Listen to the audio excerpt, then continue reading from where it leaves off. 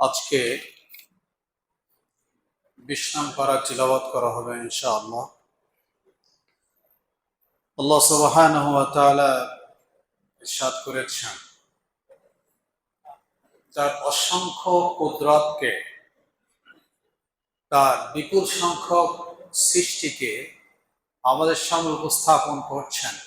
আকাশকে বানালো, জমিনকে বানালো, জমিনের স্থিতিশীলতা কে করলো, মাঝখান থেকে বড় বড় সাগর মহাসাগরগুলো কে বানালো, বৃক্ষরাজি, সুন্দরবন, এত বড় বড় আফ্রিকার জঙ্গল, এগুলো কে বানালো? আল্লাহ তাআলা বলেন, এগুলো তো আমিই বানিয়েছি। এই সৃষ্টি দেখে কি স্রষ্টার পরিচয় পাও না? আল্লাহ সুবহানাহু ওয়া তাআলা বলেছেন, মানুষ যখন অসহায় হয়ে পড়ে, যখন নানা রকম বিপদে গ্রেফতার হয়, অনেক রকম সমস্যায় জর্জরিত হয়, আর সে যখন দোয়া করে, তার এই বিপদ থেকে তাকে কে রক্ষা করে, তাকে কে বাঁচায়? আমি আল্লাহ ছাড়া অন্য কেউ কি বাঁচাতে পারে? আল্লাহ তাআলা বলেন, তাহলে আমাকে কেন ডাকো না? কেন আমার দিকে আনুগত্যের মস্তককে অবনত করো না?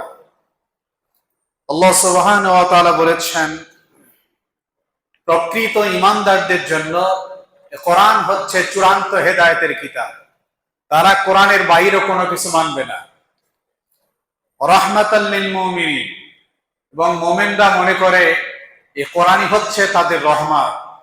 কোরআনের অনুশাসন, কোরআনের চিন্তা চেতনা, কোরআনের দৃষ্টিভঙ্গি, এটা পুরোটাই হচ্ছে মানুষের জন্য, মানবতার জন্য একান্তই রহমত। আল্লাহ আমাদেরকে ওইরকম বোঝার তৌফিক দান করেন। দ্বীনকে টিকিয়ে রাখার জন্য আল্লাহ তাআলা কোন কোন রকম ব্যবস্থাপনা গ্রহণ করেন। ফিরআউন যখন নির্দেশ জারি করলো সব ছেলে সন্তানগুলোকে হত্যা করা হবে, মুসা আলাইহিস সালামের মা খুব চিন্তিত হয়ে পড়লেন। আল্লাহ তাআলার পক্ষ থেকে বলা হলো, কোনো অসুবিধা নাই, নৌকায় তাকে ভাসিয়ে দাও, ভয় করো না, দুশ্চিন্তা করো না, আবার তোমার কোলে আমি ফিরিয়ে দিব। ফিরআউনের স্ত্রী আসিয়া তাকে পেল এবং দেখে তার মধ্যে মায়ের উদ্রেক হলো, ঘরে টেনে নিল, দুধ খায় না। শেষ পর্যন্ত মুসা আলাইহিস সালামের মাকে আবার ডাকা হলো, তো সেখানেই তাকে লালন পালন করা হলো। আল্লাহ তাআলা তার দ্বীনকে হেফাজত কিভাবে করেন যুগে যুগে, যতই ষড়যন্ত্র তারা করবে, সব ষড়যন্ত্রের উপরে আল্লাহ তাআলার ফয়সালা বিজয়ী হয়। একটা পর্যায়ে আল্লাহ তাআলা মুসা আলাইহিস সালামের মাকে বললেন, তোমার সন্তানকে আমি নবী বানাবো, সুতরাং দুশ্চিন্তার কারণ নাই, আমি ফিরআউনের ঘরে তাকে হেফাজত করব। কিয়ামত পর্যন্ত এইরকম ফিরআউনি শাসন যখন চলবে, মানুষের মনে হবে আর ইসলাম, দ্বীন, কোরআন এগুলো বোধহয় আর টিকবে না। আল্লাহ তাআলা বলেন, না, আমি হঠাৎ করে তাদের সকল চক্রান্তকে নাশাত করে দেব। আমি আল্লাহর ফয়সালা এমন ভাবে বিজয়ী করব, মানুষ চিন্তাই করতে পারবে না। আল্লাহ সুবহানাহু ওয়া তাআলা বলেন, ফিরআউন যখন এত দীর্ঘ রাজত্ব পেল, এত ক্ষমতা পেল, সে তো একটা পর্যায়ে বলেই ফেললো, মা আলিমতু মিন ইলাহিন গায়রি। মন্ত্রিসভায় সে বলেই ফেললো, জনগণকে এসে বলেই ফেললো, আমি ছাড়া যে আর কোন ইলাহ আছে, আর একজন খোদা আছে, এটা আমি বিশ্বাস করি না, আমি জানি না। অহমিকা তাকে কোন পর্যায়ে পৌঁছাই দিল। আল্লাহ তাআলা সেই ফিরআউনের সকল ক্ষমতাকে ধূলিসাৎ করে দিলেন এবং ফিরআউনকে আল্লাহ তাআলা পানির মধ্যে ডুবাই মারলেন। রাসূল করিম সাল্লাল্লাহু আলাইহি সাল্লামকে লক্ষ্য করে আল্লাহ তাআলা বললেন, ইন্নাকা লা তাহদি মান আহবাবতা। আপনার চাচার জন্য আপনার কলিজাটা বের হয়ে যায় তার ভালোবাসায়, কারণ ইসলামের জন্য, আপনার জন্য সে অনেক বড় উপকার করছে, কিন্তু সেটা কালিমা পড়ছে না। নবী করিম সাল্লাল্লাহু আলাইহি সাল্লাম কত দোয়া করছেন, মৃত্যুর সময়ও কাছে গেছেন, কিন্তু পড়ে নাই।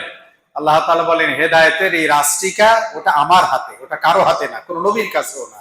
এই জন্য দেখবেন যে নবীর ছেলে কাফের, নবীর স্ত্রী কাফের, নবীর বাপ কাফের, দিনদার মানুষ, আল্লাহ আল্লাহ মানুষ, ঘরের মধ্যে একটা বজ্জাত তৈরি হয়ে গেছে, এরকম হয় না?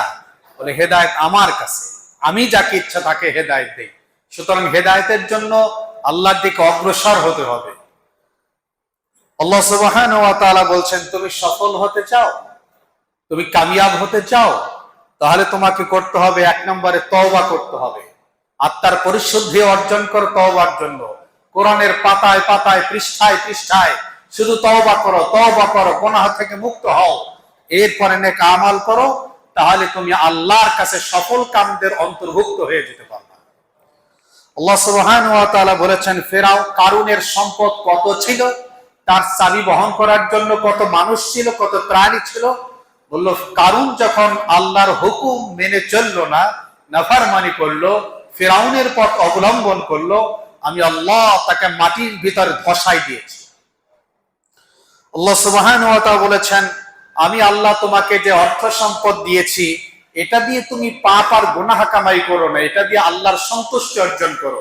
মসজিদে দান করো, মাদ্রাসায় দান করো, এতিমখানায় দান করো, আত্মীয় স্বজনকে দাও, গরিব দুঃখী অসহায় হতদরিদ্র পিছিয়ে পড়া বঞ্চিত উপেক্ষিত আত্মমানবতার কল্যাণে দান করতেই থাকো। আল্লাহকে কামাও, আল্লাহর আখিরাতের জন্য কামাই করো, কবরের জন্য কামাই করো। এইটা দিয়ে তুমি পঞ্জীবিত করে রেখো না, ওই কারুনের অনুসরণ করো না।